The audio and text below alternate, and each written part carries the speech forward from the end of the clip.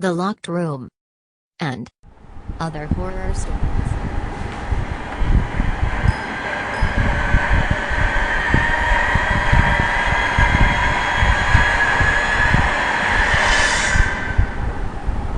Chapter 1: The Ash Tree. Visitors to Castringham Hall in Suffolk will find it almost unchanged from the days when our story took place. They can still see the beautiful old house with its gardens and lake. However, the one thing missing is the ash tree, which used to stand, proud and tall, in front of the house, its branches almost touching the walls. This story begins in 1690 with a strange, lonely old woman, Mrs. Mothersole, who was found guilty of being a witch.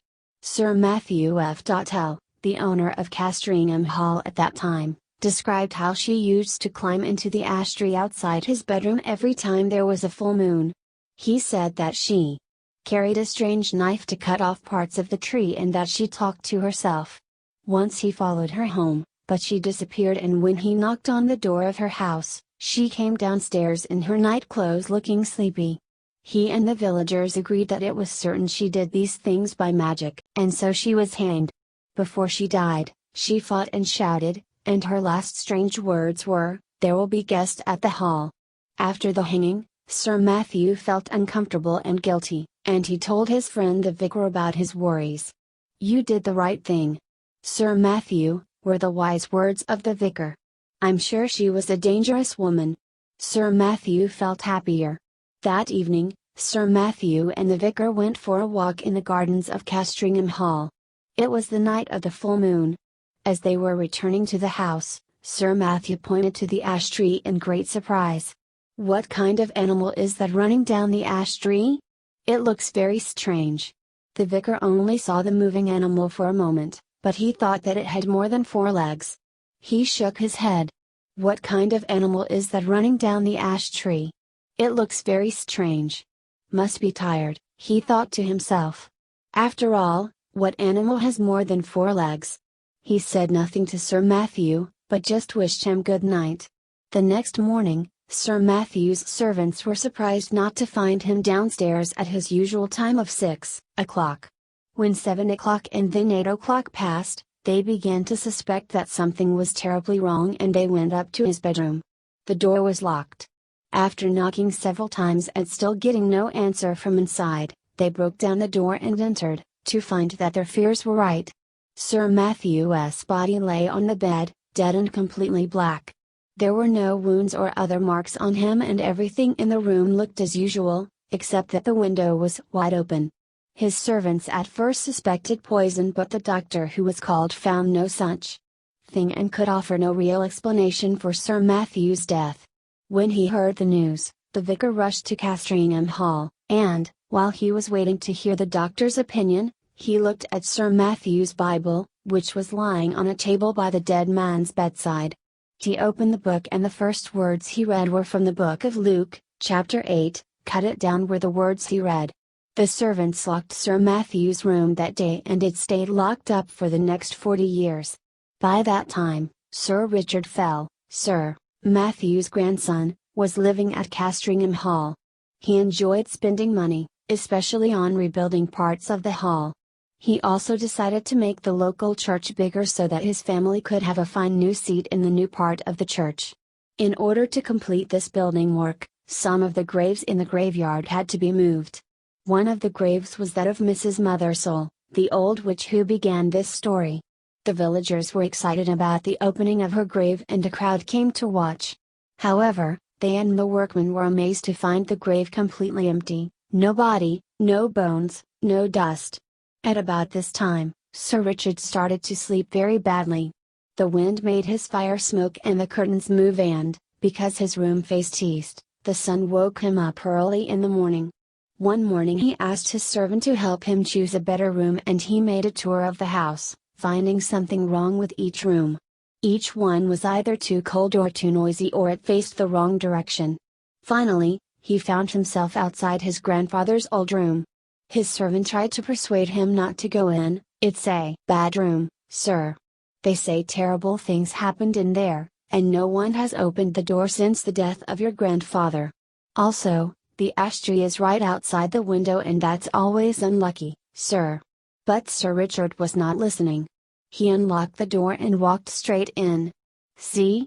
Nothing unusual in here, James," he said, and he opened the window. As he did so, he noticed how tall and dark the ash tree was. Its branches seemed to be trying to reach into the room. But he said nothing. At that moment, a stranger rang the bell at the front door of the hall. The servant brought him up to the bedroom, where Sir Richard was standing, looking around him at the old paintings and old books. "I must apologize for interrupting you, Sir Richard," said the stranger, "but please allow me to introduce myself. My name is William Crome. My grandfather was the vicar here in your grandfather's time. I have some papers to deliver to you." "Delighted to meet you," said Sir Richard. "James, please bring us some wine in the library and then move my clothes and things into this room for me. I will sleep here in future." While he was drinking a glass of wine with William Crome in the library, Sir Richard looked at the papers, many of which belonged to his grandfather. Among them he found the notes made by the old vicar about the day of Sir Matthew's mysterious death. "Well, well," said Sir Richard, laughing quietly. "How very interesting.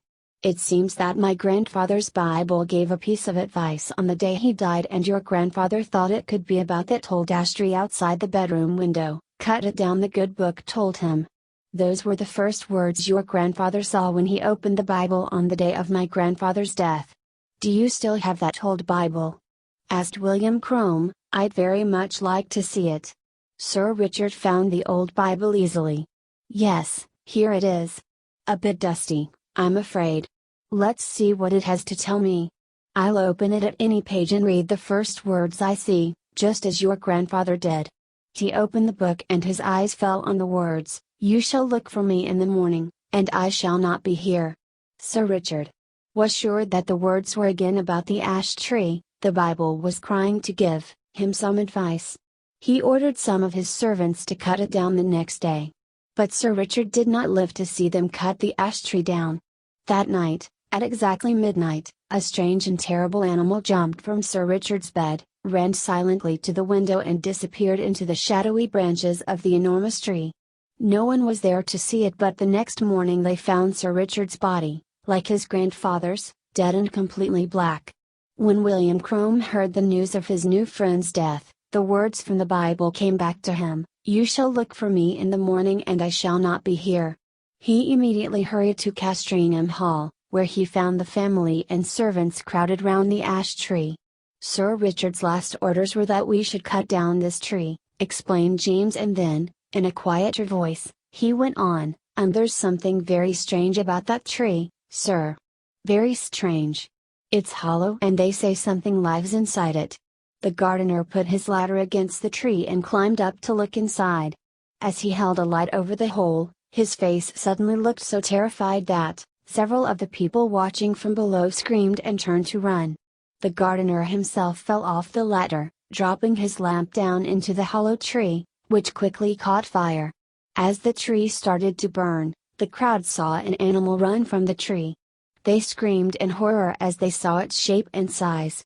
It looked like an enormous spider, about the same size as a man's head and covered all over with gray hair. "Look, there's another! And another!" someone shouted. For a long time the men watched these terrifying animals trying to escape from the fire one after another, and then they killed them with sticks.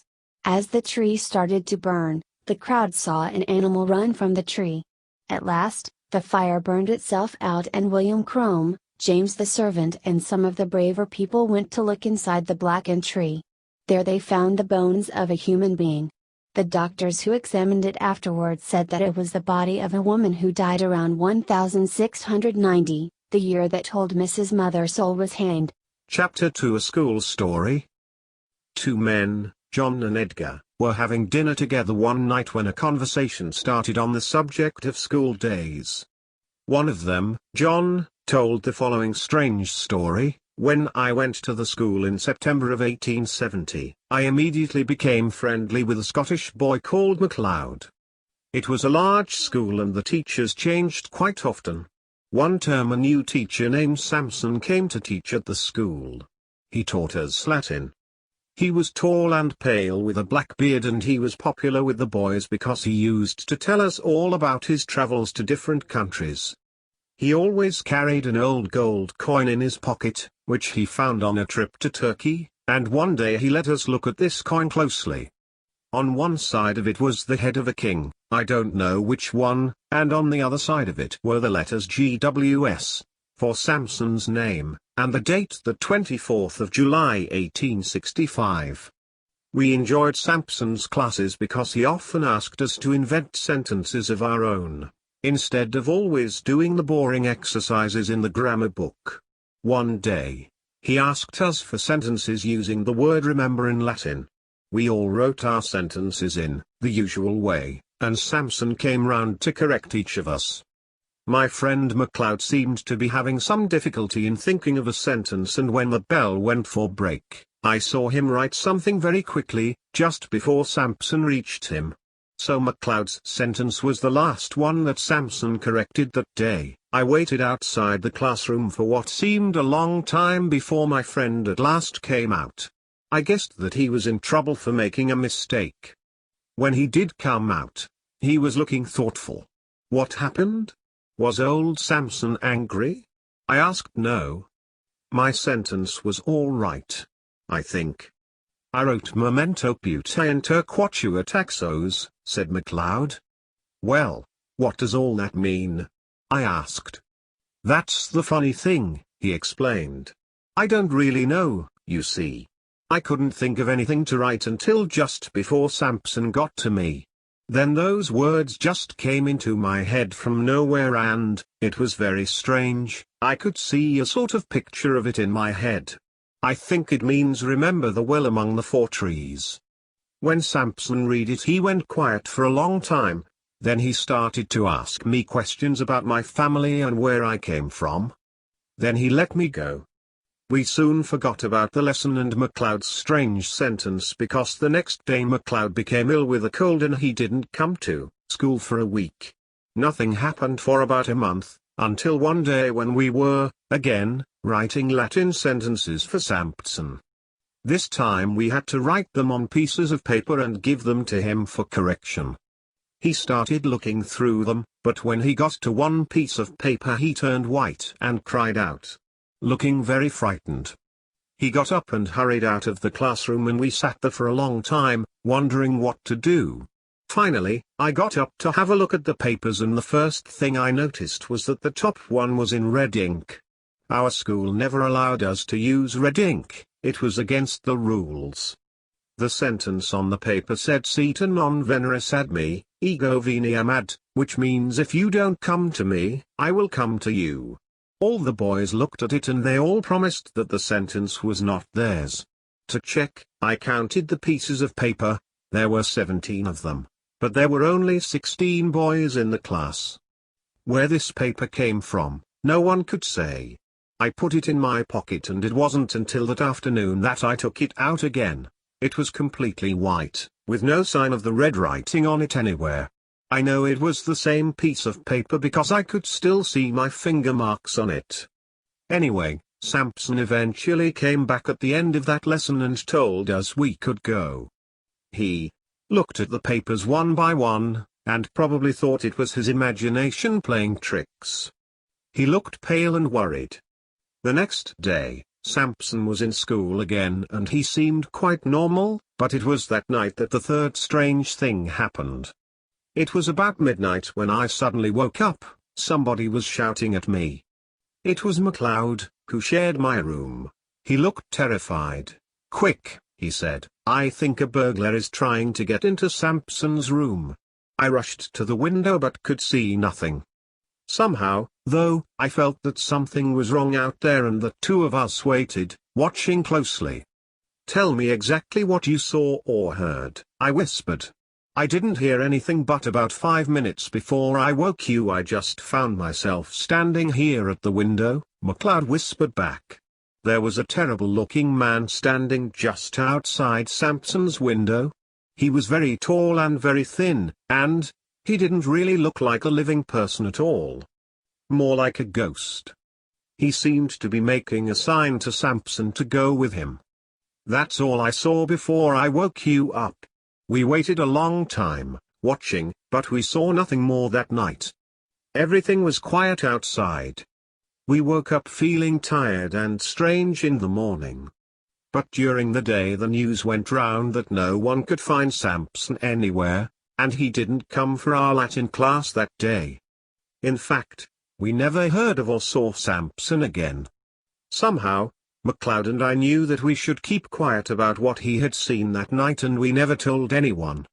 It's a good story, John, said Edgar, listening to his friend as he finished his wine, a very good one.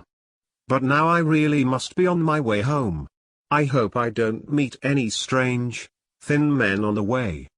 The two men laughed, shook hands and went their different ways. It was about a year later that Edgar, the listener to John's story, travelled to Ireland to visit another friend who lived in an old. There was a terrible-looking man standing just outside Sampson's window. Country house there. One evening his host was looking in a box full of various old things for a key that he wanted. Suddenly he pulled a small object out of the box and held it up. Have a look at this, Edgar. What do you think it is? He asked. It was an old gold coin with the head of a king on the front. Edgar looked closely. Where did you get it? He asked quietly. Well, it's quite an interesting story, began his friend. A year or two ago we were working on that area of the garden over there in the corner. Can you see? Among the 4 trees? Right in the middle of the trees, we found an old well, and at the bottom of it, you'll never guess what we found. Yes. I will. Was it a body, by any chance? Asked Edgar. His friend was surprised. Yes, it was. In fact, we found 2 bodies. One of them had its arms tightly around the other. They were probably there for 30 years or more. Anyway, we pulled them out, and in the pocket of one of them we found this old coin, from Turkey or somewhere, by the look of it. It's got something on the back of it, too. Can you see what it says? Yes. I think I can, said Edgar. It seems to be the letters GWS and the date the 24th of July 1865. Chapter 3 The Curtains, from the Diary of Mr. Pointer. Mr. James Denton's greatest love in life was books, old ones most of all. His collection grew bigger and bigger every year, but he lived in his aunt's house, and she was not very happy about this. Mr. Denton was in London one day to buy furniture for the new house which he and his aunt were building, and he was on his way to a shop to choose the curtains. His way took him, quite by chance, past one of the best bookshops in London, and he could not stop himself going in, just for a quick look, as he told himself. He was just walking round the shop, looking at all the different books, when he noticed a small collection of books on the part of England that he came from, Warwickshire. He spent the next half an hour looking through these and finally decided to buy one that really interested him, called The Diary of Mr. Pointer, I-710. He paid for the book, and then, looking at his watch, he realized that he had very little time before his train back to Warwickshire left, and he had to rush to the station. He just caught the train. That night, his aunt questioned him about his trip to London and was very interested to hear about the furniture, which was going to arrive soon. Her nephew described everything in detail, but still she was not satisfied. "And what about the curtains, James?" she asked. "Did you go to?" Suddenly James remembered.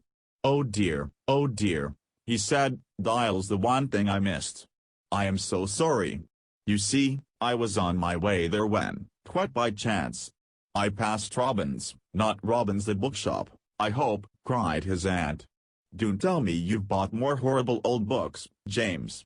"Well, only one," he said, feeling a bit guilty, "and it's a very interesting one, a diary of someone who used to live not far from here." But he could see that his aunt was not really listening. "You can't go to London again before next Thursday," she was saying, "and really, James, until we decide on the curtains, there's nothing more we can do." Luckily, she decided to go to bed soon after that, and James was left alone with his new book, which he read until the early hours of the morning. He found his diary, with its stories of everyday life at Duxton, very interesting. The next day was Sunday. After church, James and his aunt sat in the living room together. "Is this the old book that made you forget my curtains?" asked his aunt, picking it up. "Well, it doesn't look very good, the diary of Mr. Pointer." "Huh." But she opened the book and looked at a few pages. Suddenly, much to his surprise, she began to show some interest. "Look at this, James," she said. "Isn't it lovely?" It was a small piece of paper, pinned to one of the pages of the diary.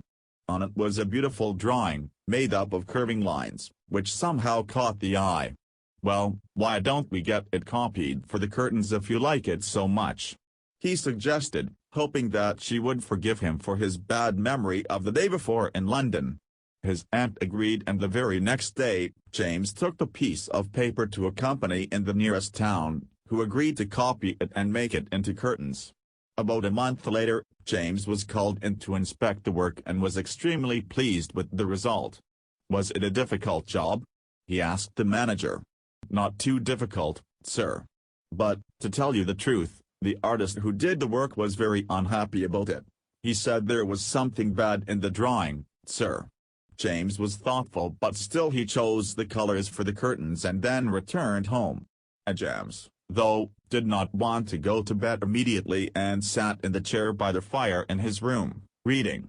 A few weeks later, the curtains were ready and a man came to hang them in several rooms of the new house, one of which was James's bedroom.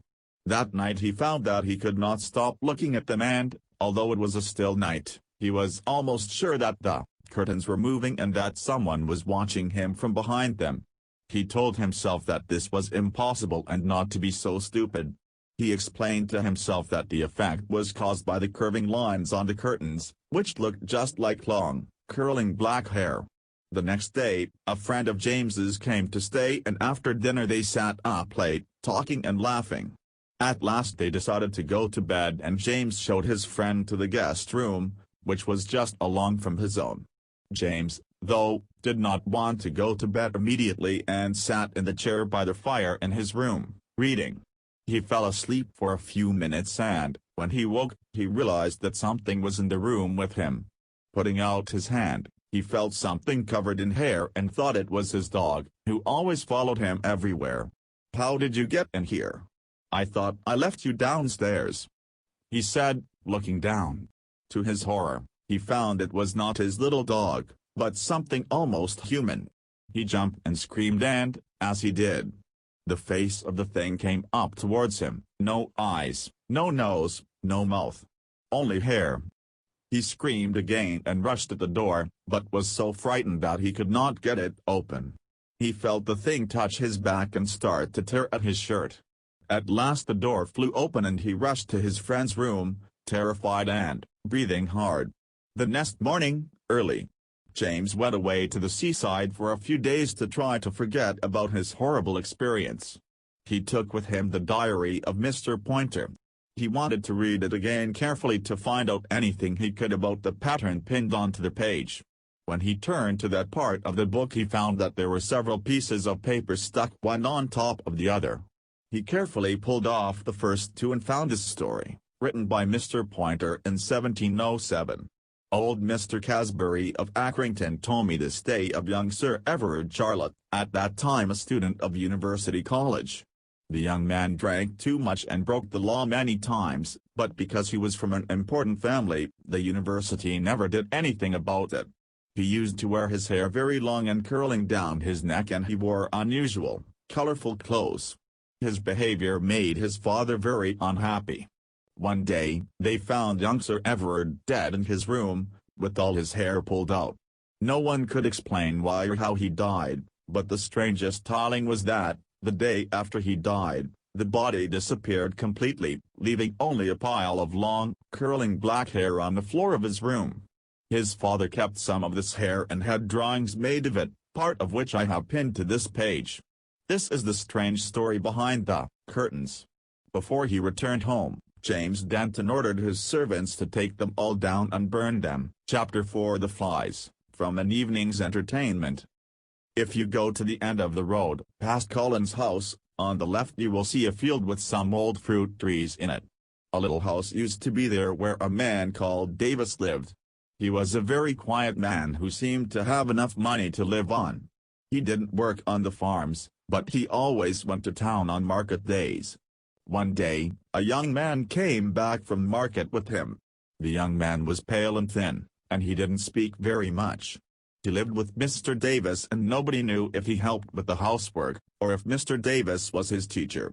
But people talked and wondered why they were always walking together, early and late, up in the hills and down in the woods. They suspected that the two men were playing with magic and were plotting something terrible.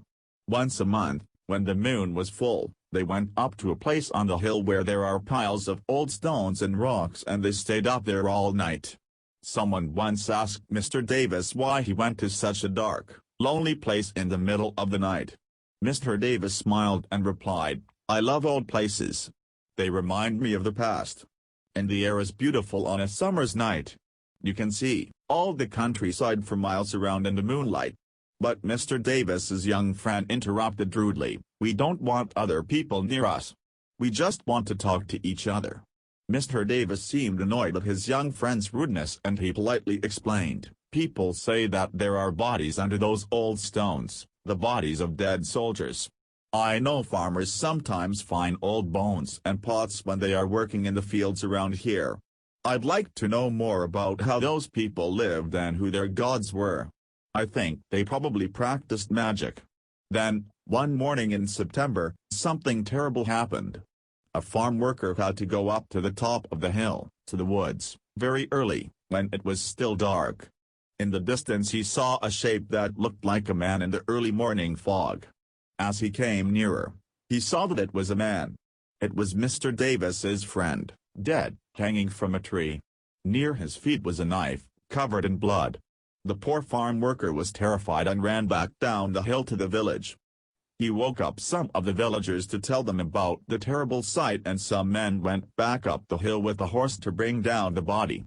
They also immediately sent a young boy to Mr. Davis's house, to see if he was at home, because, of course, they suspected that he was the murderer.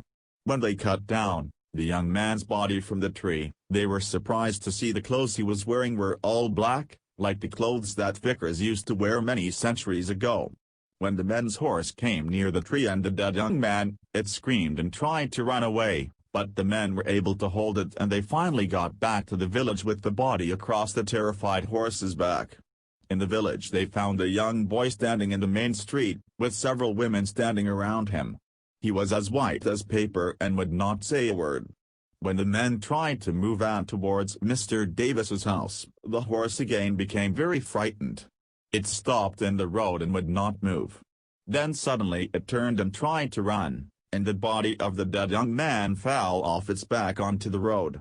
The horse could smell blood. They carried the young man's body to Mr. Davis's house and when they opened the door, they saw what the poor young boy had seen. There, on the long kitchen table, was the body of Mr. Davis. Tied round his eyes was a black handkerchief and his hands were tied behind his back. His chest was cut open from top to bottom and his heart was gone. It was an awful sight. The men ran outside for some fresh air, the smell of death in that room was so terrible. Later, they put the young man's body next to Mr. Davis's and they looked carefully round the house. Why were these two men dead? How did they die? In one of the cupboards they found a small green bottle of strong medicine often used to put people to sleep. "I think that young man gave Mr. Davis some of this stuff to put him to sleep," one man suggested, looking at the bottle, "and then killed him. Goodness knows why. Perhaps he needed Davis's heart for his magic. Then later, perhaps, he was sorry about murdering his friend and went up the hill and killed himself." Well, the villagers decided that the two dead men could not lie in the graveyard near the church. They never came to church and they didn't believe in God, they said. They believed in unnatural things, in magic. So 12 men covered the two bodies in black and took them to a place outside the village. There they dug a big hole, threw the bodies into it and covered them with stones. People say that in the blood there were fat black flies, Feeding horses don't like going near that place even today, and there is a strange kind of light there. One day, some time later, some people walking along the road found a pool of blood across it. In the blood there were fat black flies, feeding. One man went to get some water and they washed the blood away, but the flies flew up into the air like a dark cloud, and flew towards Mr. Davis's house. The villagers decided that no one should live in that house anymore, so they set fire to it. The house burnt down completely, but for a long time people said that they often saw Mr. Davis and the young man, standing at night when the moon was full, in the road near the burnt house on the hill. Only the flies live there now. Perhaps it is only the flies who know why those two men played with magic and why they died the way they did. Chapter 5 The Locked Room, from Retz. It happened in Suffolk, near the coast. There is a tall, red house there, built in about 1770, perhaps. It has a small, untidy garden behind it, and from the front windows you can see the sea. Tall, dark trees stand around this lonely house. Near the front door there is a sign which shows that this was once a public house, where travelers could stop to eat and sleep. One fine spring day, a young Cambridge University student called Thompson arrived at this house. He wanted to spend some time in a quiet and pleasant place where he could read and study. No one else was staying there at the time, and Mr. and Mrs. Betts, who managed the house, welcomed him and made him feel very comfortable. They gave him a large room on the first floor with a good view from the window. He spent his days very calmly and quietly. Every morning he worked, he walked in the country in the afternoon, and he usually had a drink with some of the local people in the bar in the evening before going to bed. He was very happy to continue his life like this for as long as possible. He planned to stay for a whole month. One afternoon, Thompson walked along a different road from the usual one, and in the distance he saw a large white object. He walked towards it and discovered that it was a large square stone with a square hole in the middle. He examined the stone, then he looked at the view for a moment, the sea, the churches in the distance, and the windows of one or two houses shining here and there in the sun, and he continued his walk. That evening in the bar, he asked why the white stone was there. "It's been there for a very long time, since before any of us were born. In fact," said Mr. Betts, "people used to say that it brought bad luck, that it was unlucky for fishing," said another man. "Why?" asked Thompson, but the people in the bar became silent and clearly didn't want to talk about the stone anymore. Thompson was puzzled. A few days later, he decided to stay at home to study in the afternoon. He didn't feel like going out for a walk, but at about 3 o'clock he needed a break. He decided to spend 5 minutes looking at the other rooms on his floor of the house. He was interested to know what they were like. He got up and went quietly out of his room, into the corridor. Nobody else was at home. "They are all probably at market today," he thought. The house was still and silent, except for the flies. The sun was shining and it was very hot. He went into the 3 rooms near his own bedroom. Each one was pretty and clean. Then he tried the door of the southwest room, but found that it was locked. This made Thompson want to know why it was locked and what was inside it, and he took the keys of all the other doors on the floor to try to open it. He finally succeeded. The door opened. He went in and looked around him. The room had 2 windows looking south and west, so it was very bright and hot. There were no carpets and no pictures, only a bed, alone in the corner. It was not a very interesting room, but suddenly, Thompson turned and ran out of the room, closing the door behind him noisily. Someone was in there, in the bed. He almost shouted. There were covers over the whole body on the bed, but it was not dead, because it moved. He was not dreaming. Thompson knew, this was the middle of a bright, sunny day, after all. He didn't know what to do. First, of course, he had to lock the door again, but, before he did this, he listened. Everything was silent inside the room. He put the key into the lock and turned it as quietly as he could, but he still made some noise. Suddenly he stopped. Someone was walking towards the door. He turned and ran along the corridor to his room, closed the door and locked it behind him as fast as he could. He waited and listened. "Perhaps this person can walk through doors and walls?" he whispered to himself. Nothing happened. Now what? He thought. His first idea was to leave the house as soon as he could, but if he changed his plans, Mr. and Mrs. Betts would know that something was wrong. Also, if they already knew about the person in the locked room but they still lived in the house, then there was surely nothing for him to be afraid of. Maybe it would be better to stay and say nothing. This was the easiest thing to do. Thompson stayed there for another week and, although he never went near the door again, he often stopped in the corridor and listened, but there was only silence. He didn't ask anyone in the village about the locked room because he was too afraid, but near the end of the week he started to think more and more about the person in the locked room and he eventually decided to find out more before he left. He made a plan. He would leave on the 4 o'clock train the next day and, while the horse waited outside with his bags, he would go upstairs and take one last, quick look into the room. This is what happened. He paid Mr. Betts, put the bags on the horse, thanked Mrs. Betts and said, "I'll just take a last look upstairs to be sure that I have all my things." He then ran up the stairs and opened the door to the room as quietly as possible. He almost laughed. It's not a real person at all. How silly of me. It's just a pile of old clothes, he thought.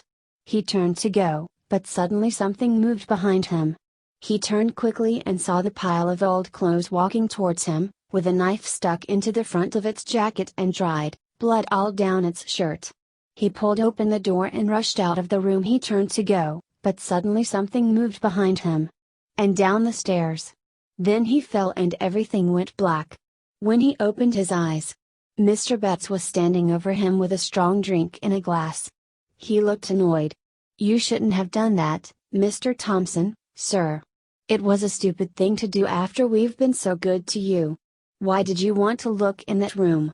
Nobody will want to stay in this house anymore if you tell people what you've seen," he said. "I'm sorry. I just wanted to know, that's all," said Thompson. "I won't tell anyone, I promise." So, before he left, Mr. and Mrs. Betts told him what they knew. People say that a rich gentleman lived here a long time ago. One evening, he was out walking in the village, when a group of men attacked him. They wanted to steal his money. They held him down on that big, white stone which you saw when you were out walking the other day and they killed him with a knife. Then they threw his body into the sea. Later some people from the village moved the stone away from the village. They said the fish along this part of the coast would not come anywhere near it. The fishermen were not catching anything, you see. The people who lived in this house before us told us to lock that bedroom but to leave the bed in it. Because the gentleman's ghost might want to come back and sleep in the house again. You're the first person to see him since we've been here. He's never been a problem to us. But please don't tell anyone." They repeated. "We don't want people talking about ghosts in this house." For many years, Thompson didn't say a word to anyone about what happened in the Betts' house in Suffolk, and I only know his story because, years later, when he came to stay with my family, I was the person who showed him to his bedroom. When we reached the bedroom door, he opened it very loudly and stopped outside. He stood there for a minute and carefully inspected every corner of the room before he went in. Then he remembered that I was standing there and said, "Oh, I'm sorry, my dear, but something very odd happened to me once." And he told me the story I have just told you. Chapter 6: The Painting of Ngley Hall, from the Mezzotint. Mr. S. Williams was a collector of paintings, and his special interest was pictures of old English country houses, English churches and country towns. One day, he received a price list from Mr. Britnall's shop, where he often bought paintings. With the list was a note from Mr. Britnall himself, saying that he thought painting number 978 might interest Mr. Williams. Although the price seemed rather high, the description of number 978 made Mr. Williams keen to see it. He decided to order it at once. The painting arrived a few days later and Mr. Williams tore off the paper, feeling quite excited. What he found was an ordinary picture of a large country house from the century before. The house had 3 rows of windows. There were tall trees on either side and a garden in front. The letters AWF were in a corner of the painting, probably for the name of the artist. On the back of the picture was a piece of paper, torn in half, with the words Castringham Hall, 6 on it. He could not see anything very special about the picture and could not understand why Mr. Britnall thought he would like it or why the price was so high. He decided to send it back to the shop the next day. That evening, a good friend, John Garwood, came to Williams's house and noticed the painting. "A new one, eh, Williams? I rather like it. The light is very good and I rather like this person at the front," he said. "A person?" said Williams, coming closer. "Oh yes, so there is. I didn't notice it before. Only the head of the person could be seen. It was impossible to say whether it was a man or a woman, but it was standing under the dark trees at one side of the picture, looking at the house. And I suppose the light is quite good," Williams went on. "I still feel it's a bit expensive, though. I was going to send it back tomorrow." Soon afterwards, the two men went out to dinner with some of their friends from the university and later Williams invited some of them back to his house for a drink. One of them, who was also interested in art, noticed the new painting. "Quite interesting," he said, "but don't you find it rather horrible, Williams? The light is good, but that person standing in front of the house is rather frightening." Williams was too busy pouring drinks to look at the painting just then, but later, on his way to bed, he looked at it again and was amazed to see that the person in the picture was now right in front of the house, not to one side under the trees.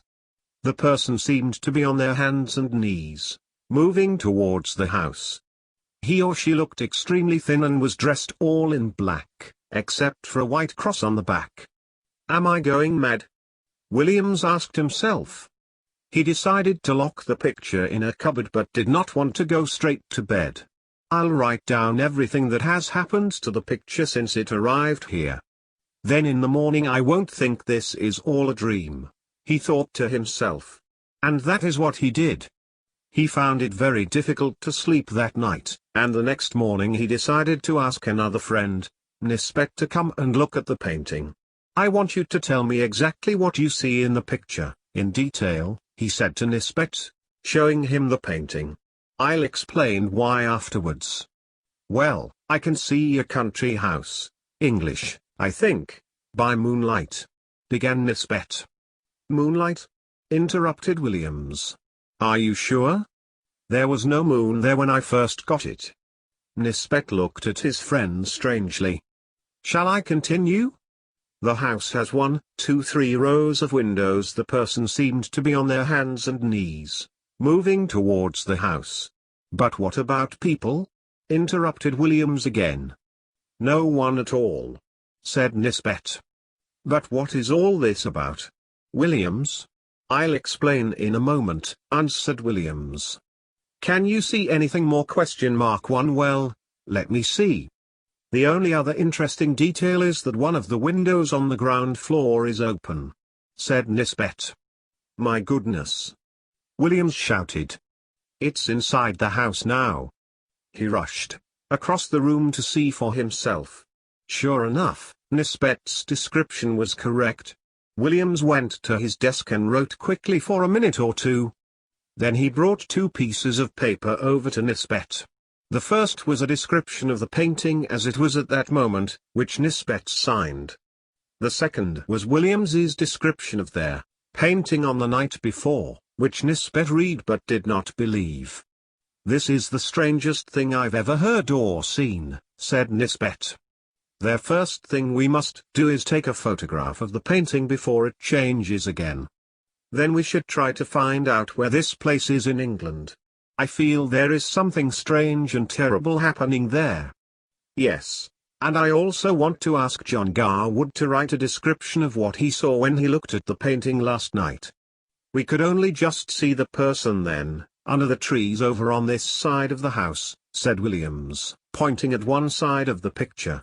John Garwood came over immediately and, while he was writing his description, Nisbet photographed the painting. Then the 3 friends decided to go for a walk. "Perhaps it will help us to think more clearly," said Nisbet. They returned to Williams's house at about 5 o'clock in the afternoon and were surprised to find Williams's servant, Robert, sitting and staring at the painting. When the three men entered, he jumped to his feet in embarrassment. "I must apologize for sitting in your chair, sir," he said to Williams. "But I couldn't stop looking at this picture." "Please don't apologize, Robert. What do you think of the painting?" "I'm interested to hear your opinion," said Williams. "Well, sir, it's not the sort of painting I would let my young daughter look at. She's very easily frightened, and I think this strange, thin person carrying a baby would give her bad dreams." The three men said nothing. They waited for Robert to go. As soon as the door closed, they rushed to the painting. Robert was right. The strange, bony person was now back in the picture, walking away from the house, and, in its long, thin arms was a baby. For 2 hours the three men sat and watched the picture, but it did not change again. They went to have dinner. After dinner the strange, bony person was now back in the picture, walking away from the house, and, in its long, thin arms was a baby. They came back again, and by now the person was gone and the house looked quiet and calm again in the moonlight. They decided to read through books on Essex and Sussex to find Glee Hall. It was hard work, but many hours later, in a guide to Essex, Williams found the following information. The village of Anningley has an interesting 12th century church, and next to the church, in a beautiful park, stands Anningley Hall, which used to be the country home of the Francis family. No members of this family are now living. The last baby boy of the family disappeared mysteriously in the middle of a September night in 1802. Nobody could discover who took the baby, but people suspected that it was a member of the Gaudy family. Some time before the baby disappeared, Tom Gaudy was caught stealing by Sir John Francis, the father of their child, and Gaudy was hanged for his crime. People say that the Gaudy family wanted revenge and that they took it by stealing the last child of the Francis family. Well, it does seem that they got their revenge, if the story of our painting is true, doesn't it?" said Williams. "The painting has not changed again since then. It now hangs in the museum at Anningley, in Essex." Chapter 7 Lost Hearts. In September of the year 1811, a little boy arrived at the door of Aswarby Hall in the middle of Lincolnshire. He rang the bell and looked around him at the tall, square 18th century house. An evening light fell on the building, making the windows shine like fires. In front of the hall there was a park full of trees, and a church with a clock. It all seemed very pleasant to the boy as he waited for someone to open the door. The boy's parents were dead, and his elderly cousin, Mr. Abney, warned him to go and live at Aswarby. People who knew Mr. Abney were surprised at his offer because they thought he was a man who loved books more than people and who preferred to live alone. Mr. Abney opened the door and seemed very happy to see his young cousin, Stephen Elliott. He immediately started to ask questions. "How old are you, my boy? How are you? And how old are you? I mean, I hope you're not too tired to eat your supper?" "No, thank you, sir," said Stephen. "I am quite well." "Good," said Mr. Abney. "And how old are you, my boy?" It seemed strange that he asked the question twice in the first 2 minutes of their conversation. "I'm 12 years old next birthday," said Stephen. "And when is your birthday, my dear boy?" 11th of September, eh? That's good, that's very good. I like to write these things down in my book. Are you sure you will be 12?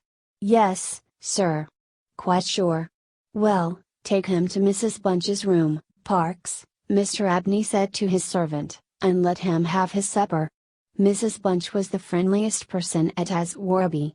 Stephen felt Mr. Abney open the door and seemed very happy to see his young cousin, Stephen Elliott.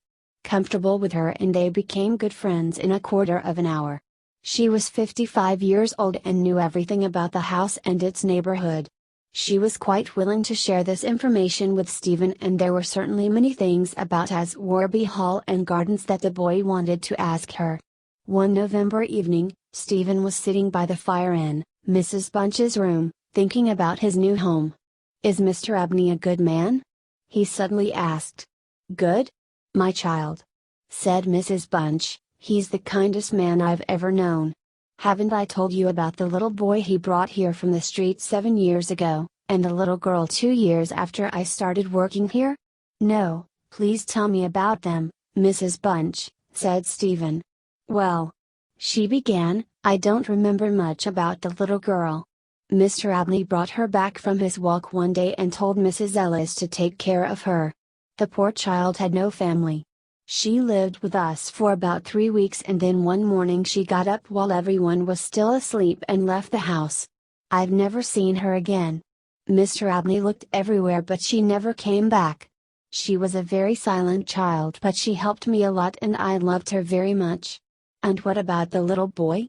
Asked Stephen. Ah, that poor boy, said Mrs. Bunch.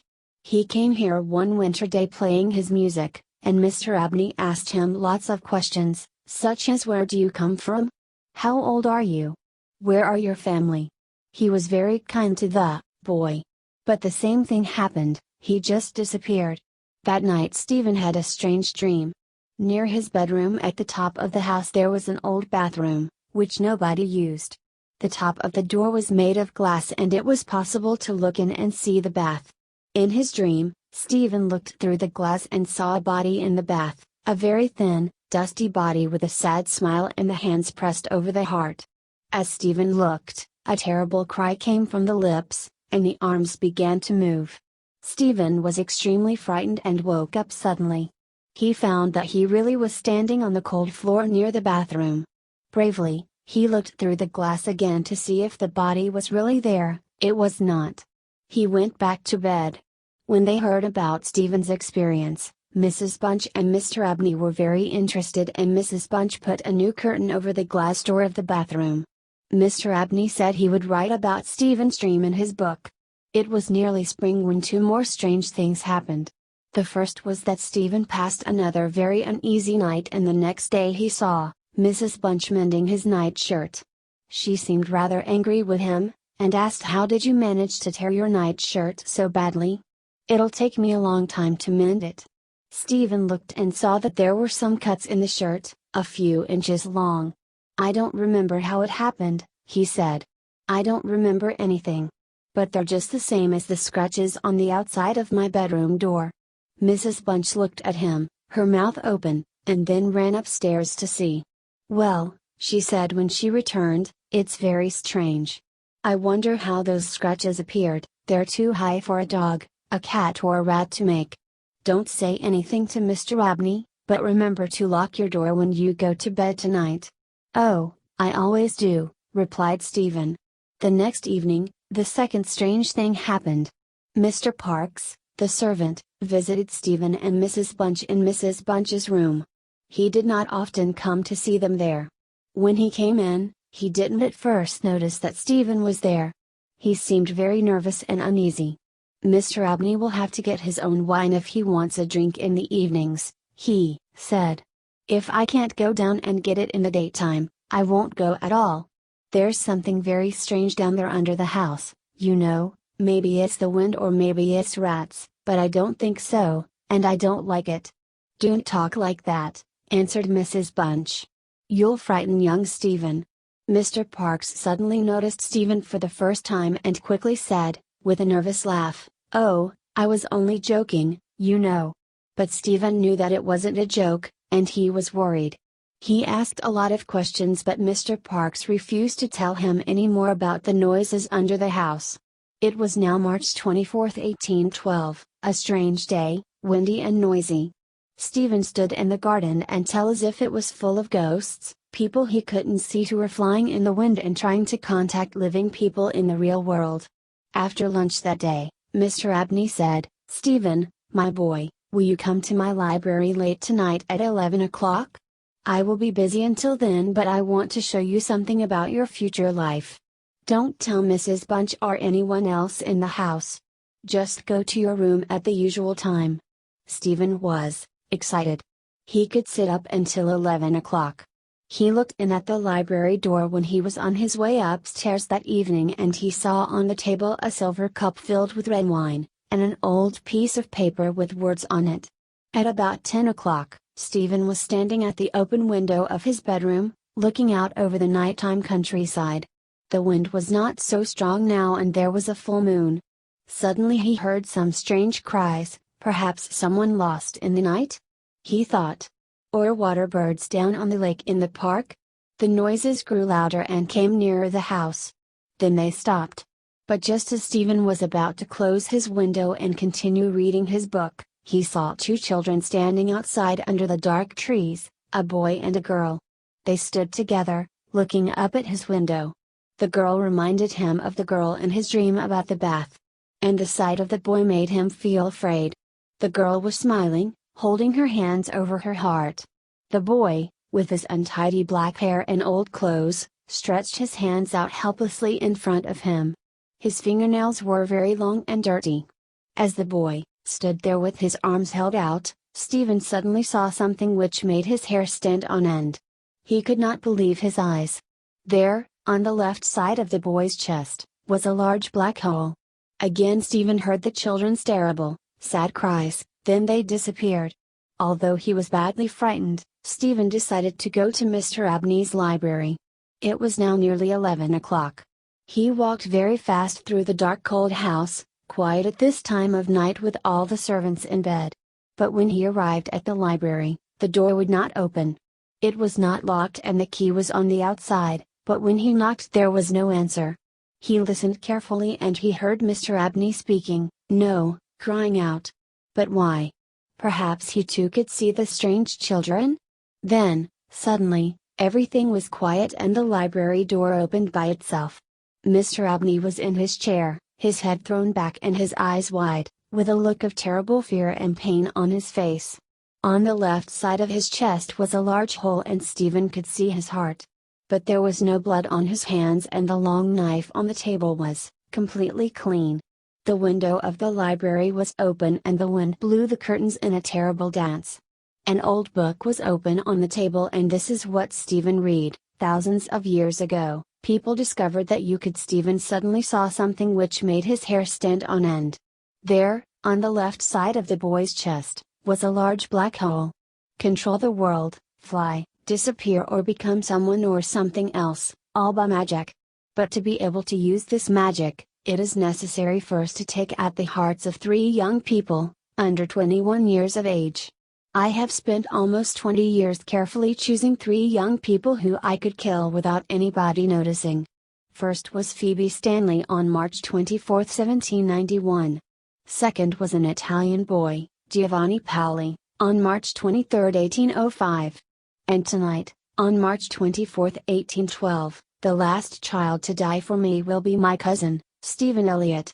No one will ever find the bodies of these children. I have hidden the first 2 in my wine cellar, under the floor, and I will do the same with the 3rd child tonight. The ghosts of these children may come back, the books tell me, crying horribly. They may try to take the heart of the man who killed them, but this will not happen to me, I am sure. Stephen finished reading and looked at the body of his elderly cousin. Quietly, he left the room and closed the door. For many years people wondered about Mr. Abney's death.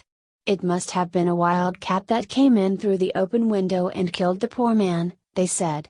But Stephen knew the truth. Chapter 9 The Two Cousins, from the tractate Mid-Off. One autumn afternoon, an elderly man entered the library, showing a card with his name on it, Mr. John Eldred, and asked if he could borrow a book.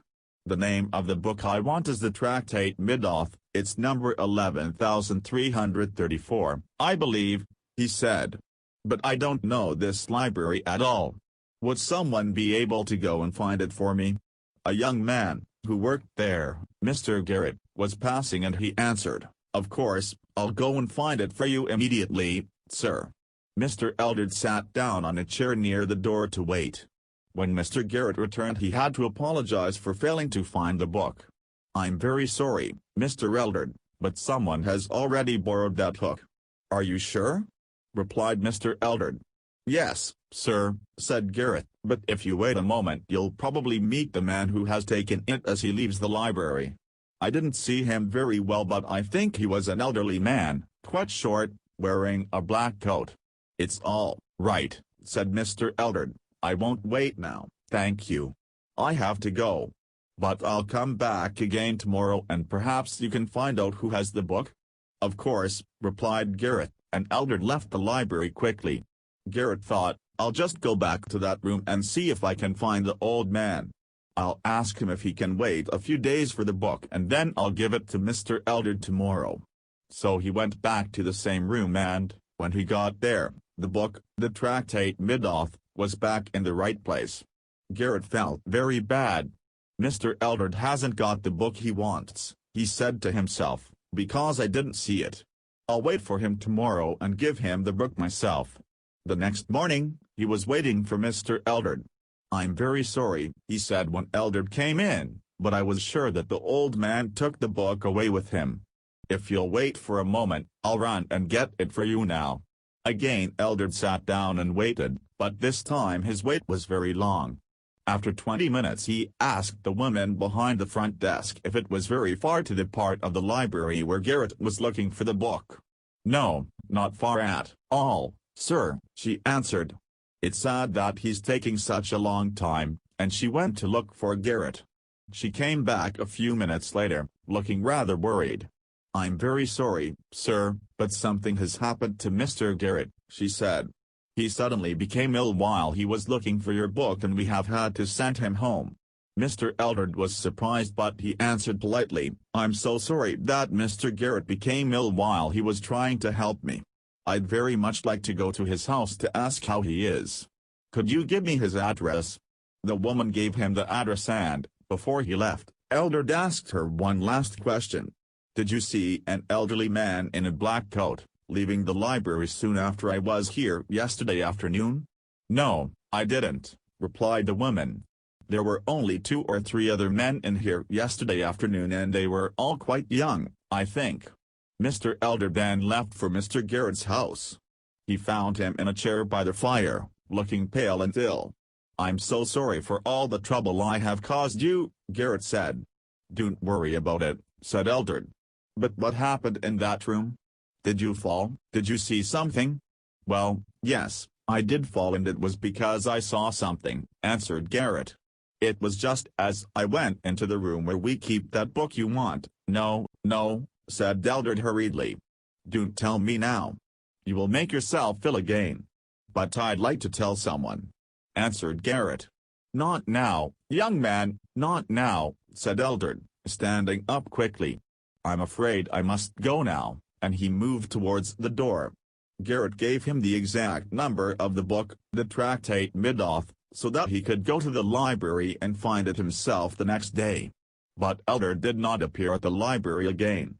Garrett had another visitor later that day, George Earle, who worked with him. George said, "I'm sure there is something odd going on at the library, you know. When we found you on the floor there was a terrible, strong smell in that room. It can't be good for people to work with a smell like that." Garrett replied, "That smell isn't always there. I've only noticed it during the last few days. And it wasn't the smell that made me ill. It was something I saw. Let me tell you about it. I went into that room this morning to get a book for a man who was waiting downstairs, a Mr. Eldred. The afternoon before, I saw a short, old man in black take the same book out, but when I looked again the book was there, back in its place. So this morning, I went back to get it for Mr. Eldred, but the same old man in black was there again. I looked more closely at him this time and saw that his skin was dry and brown and dusty. He had no hair at all. Horrible, he was, really ugly. He was reading a book near the one I wanted and when he turned round I saw his face, and he had no eyes. It was a terrible shock. Everything suddenly seemed to go black inside my head and I fell. I can't tell you anything more." Before Garrett returned to work, his boss at the library told him to take a week off, go away somewhere and get some fresh air, to try to forget his experience. So he went to the station, carrying his luggage, and waited for a train to Burnstow-on-Sea. As the train arrived, only one car seemed to have any places in it. When he turned round I saw his face, and he had no eyes. But as he walked towards it, the head of the old man with no eyes suddenly appeared again at the window of the train. Garrett felt sick. He ran to the next car and jumped into it just as the train started to move. The next thing he knew was that a woman and her daughter were kindly helping him to sit down. They seemed rather worried about him. Mrs. Simpson and her daughter were also traveling to Bristol-on-Sea. They had an apartment there, and during the journey they invited Garrett to stay with them. They soon became friends and spent a lot of time together. On the third evening of his stay, when Garrett was telling them about his work at the library, the daughter suggested that Garrett might be able to help them with the problem they had. "Yes," said her mother. "We'll tell Mr. Garrett our story and perhaps he'll be able to help us." "I'll certainly try," answered Garrett. "Well," began Mrs. Simpson, "I had an old uncle called Dr. Rand, and when he died he left directions that we should put his body in a special underground room under a field near his house, and that he should wear his ordinary clothes. Since then, many of the country people around there say that, they have seen him in his old black coat. Anyway, he's been dead for 20 years now. He had no wife or family, just me, his niece, and my cousin John. He had a lot of money and a big house, and John and I hoped to receive half each when he died. But the day before he died, I was sitting near his bed when he suddenly opened his eyes and said, 'Mary, I've left everything to John in my will, you know. You won't get anything when I die.' This was a shock to me, because my husband and I were not rich and we needed the money, but I said nothing because I felt that he wanted to say something more.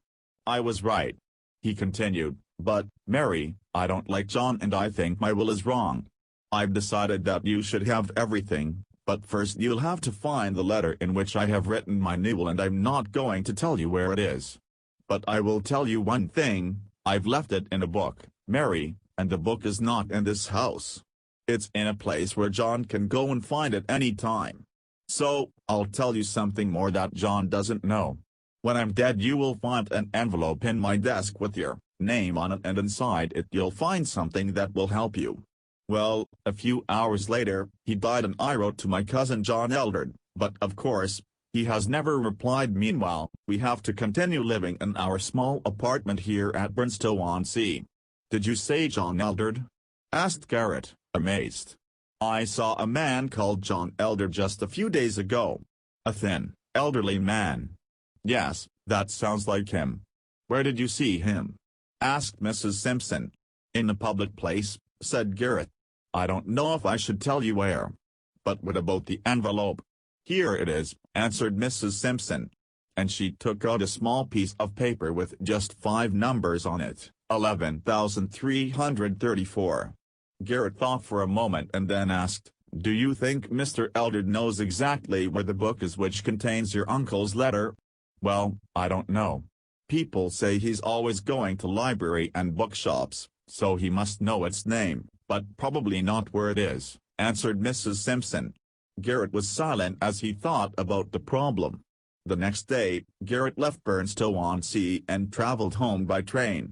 He couldn't remember if the book Mr. Eldred wanted so badly had the same library number as the one on Mrs. Simpson's piece of paper, but he knew there were 3 possibilities: January 13, 1934, 11.33.4, or November 3, 1934. As soon as the train arrived he went to the library to look. 11.33.4 was in the right place, but November 3, 1934 was not there. He ran to the front desk and asked the woman there, "Has anyone taken out book number November 3, 1934? "How would I know? Do you think I can remember all the numbers of books people take out?" The woman replied. "Well, has Mr. Eldred been back here, you know, the old man who was here the day I became ill?" "No, he hasn't been back here himself, but he did send me some money and asked me to send him a book. I couldn't refuse, of course. What would you do if someone sent you money and asked you to do such a thing?" "I suppose I would do the same. Could you show me the ticket Mr. Eldred sent and give me his address, please?" "Here's the ticket," said the woman. "The book is numbered November 3, 1934. Isn't that the number you just said you wanted?" "I'm afraid I didn't keep the address." "When did you send the book?" asked Garrett. "At 10:30 this morning." "Good, It's only 1 o'clock now, he thought. But how could he get the address? He thought quickly and then remembered that John Eldred was living in his uncle's house, the house that Mrs. Simpson and her daughter knew was really theirs. And if the dead uncle gave the book with that letter inside it to this library, then it must be on our list. And I know that he died about 20 years ago, thought Garrett. So he found the list and turned back to 1870. There it was, August 14, 1875, the tractate Mid-Oath, given by Dr. J. Rant of Bretfield House. Garrett looked for Bretfield House on a map. It was about a 2-hour train journey away, he found. He left immediately for the station and caught the train, thinking all the time about what he was going to say to Mr. Eldred about the book and about why he wanted to take it back with him. When he arrived at Bretfield Station, he started walking quickly towards the house, hoping that he would arrive there before the book did. Suddenly, Garrett saw a taxi with 2 men in it, just leaving the station, going in the same direction as he was.